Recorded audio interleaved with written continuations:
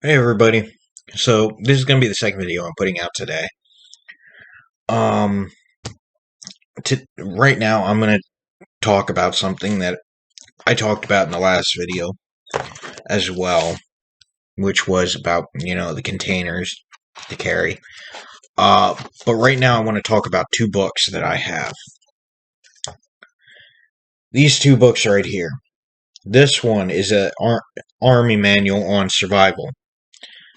Nice to have. Good thing that I carry on me is I don't consider it required reading, but I will read it. It has some very informative stuff in it, from field dressing onto shelter building and plants and animals to that are edible or inedible. Stuff that's considered low risk or high risk. This book has it in it, but that's mostly what I look for in it. This book, on the other hand, Bushcraft 101, A Field Guide to the Art of Wilderness Survival by Dave Canterbury. Another good book to have from pretty much what I have read. Now, this is about the second time I'm going through the book.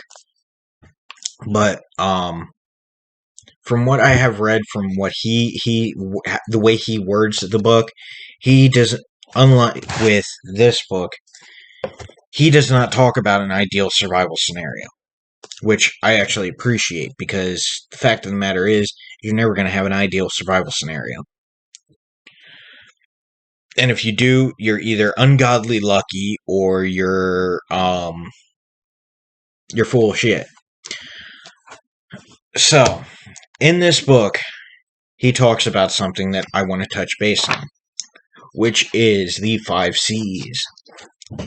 Starting off with cutting tool. So, cutting tool is anything such as this, a knife, something that you can use to cut with to make shelter. Yes, these are pruning shears, but these type of pruning shears are heavy duty ones, and I like them because not only is it heavy duty, but I can also take them apart and use either side as a knife. As you can see, that side's serrated, that side is not. So I can actually take this apart and use it as a knife for, maybe cutting down, processing meat or something like that. So this can actually double as a knife. The next thing I want to talk about is cover element. So normally when we talk about cover element, we're talking about something that we can use to make a shelter with, or something in order to keep us out of the elements. Personally, what I use it, and I keep one in my bag at all times, is a tarp. I have a heavy duty brown tarp that, it can blend in with the surroundings, and I can use, and it's fairly big. I mean, if I remember correctly, it is a 20 foot by 10 foot, which is fairly big. I can have it going across the ground, up and down, to make myself an A-frame with. So there's another thing I like to keep on me. Not only do I keep that on me, but I also have a teepee tent that is I don't keep it in my bug out bag, but I keep it nearby and within arm's reach of the bag, so that if, we get into a scenario where I have to bug out, I can grab both and I can go. Now, the only issue I have with that tent is that it is obnoxiously blue. So, what I can do is, being I have the brown tarp, is after I set it up, wrap it in the brown tarp. And then I could just take leaves and stuff and throw it over top of it just so that it blends in with the environment. So there's my cover elements. Now, normally I hear a lot of people say, well, why do you keep a tent with your stuff if you're just going to do that? There's reasons. Combustion device. Now, I've actually talked about this subject on several occasions on my page. I'm consistently carrying this one everywhere. This stays around my neck from dusk to dawn, or from an entire day long. I actually sleep with it on. And this is a miniature Ferro Rod. Yes, it's not going to be as good as a larger Ferro Rod, but I keep it on me as an emergency backup. I have a survival knife that actually comes with a Ferro Rod too, which is fairly bigger. As well as I have a magnesium rod. I have several lighters that I keep in my bag. I also keep matches in my bag. I keep a tinder bundle in my bag. There's a bunch of stuff that I keep in there just for in case I need it. So that's another thing that I'm gonna pretty much discussed in another video, so I won't really get into too much detail on. Containers. I just talked about that in the last video. Pretty much metal containers like this, maybe even a Kushka cup. One thing I didn't talk about is, and I have a bad habit of drinking soda. I drink a lot of soda. I'm a caffeine addict. And usually I have one on me when I'm going somewhere. Is soda cans. I have a soda can on me almost every time I leave the house. So if I come into a survival scenario, this could actually be used to boil water in, because melting temperature on that is higher than what you can get a fire going. I mean, I've gotten there's been times where I've gotten fires going that they were that hot that I've actually made metal hot enough.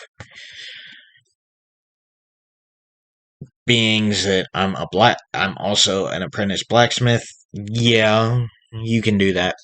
And I mean wood fires too, by the way, not blacksmith's fires. Last thing I want to talk about is cordage. Okay, so cordage.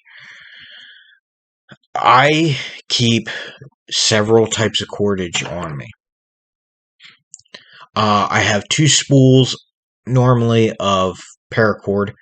I like to keep that on me just in case. You never know when you're going to need it. I have some nylon cordage, which I don't like using for, heavy duty stuff, because nylon cordage stretches. I also keep rope on me, which is more or less like climbing rope. I have leather cordage, which that I mostly use for, patching stuff up. So there's several different types of cordage. I even just keep fishing line on me, because fishing line you can use for multiple things.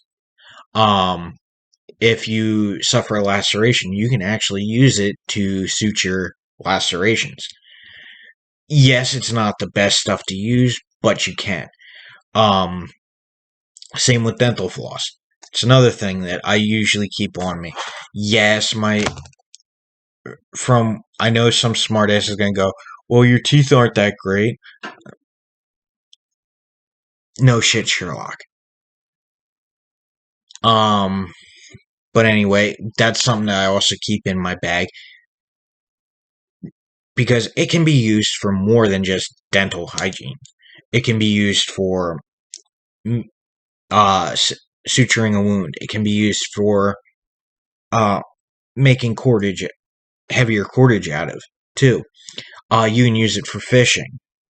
There's many different things you can use dental floss for. So, that's another thing. Personally, my preference is that I normally gravitate back to is Paracord, or also known as 550 cord. And the reason for this is because there's smaller lines of string through it, which I can show you what I mean. Okay, so here's a piece of 550 cord. Now I'm going to use my cutting tool to cut a small bit off.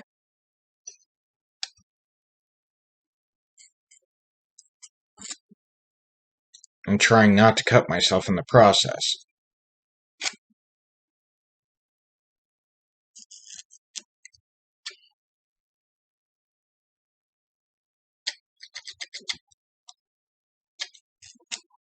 Okay. So, you see these little strands inside there?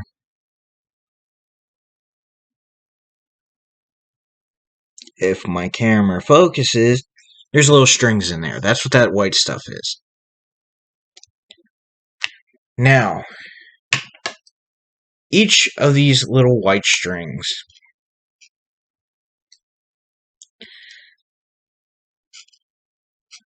it actually is capable of holding 50 pounds. I'm going to try and see if I can cut this end piece off so I can pull some out. Oh. Okay. Those right there are strong enough to hold about 50 pounds. That little string, tied together with other strings. Now, the reason why Paracord is called 550 is because you have 5 cords in there that hold 50 pounds each. Some of these are actually spooled together so that they can actually hold that much weight. There's actually more than 5 in here in this one. As you can see, there is a whole bunch in there. So, pretty much what it does is it can actually hold up to 250 pounds.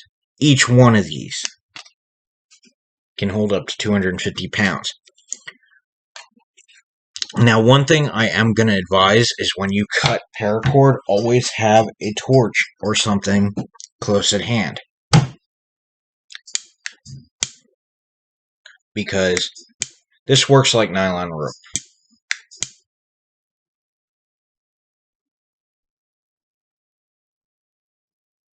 So, when you heat it up, it melts. And I just did what I didn't want to do. It will melt and seal the rest of it in. So, it's one reason I like paracord.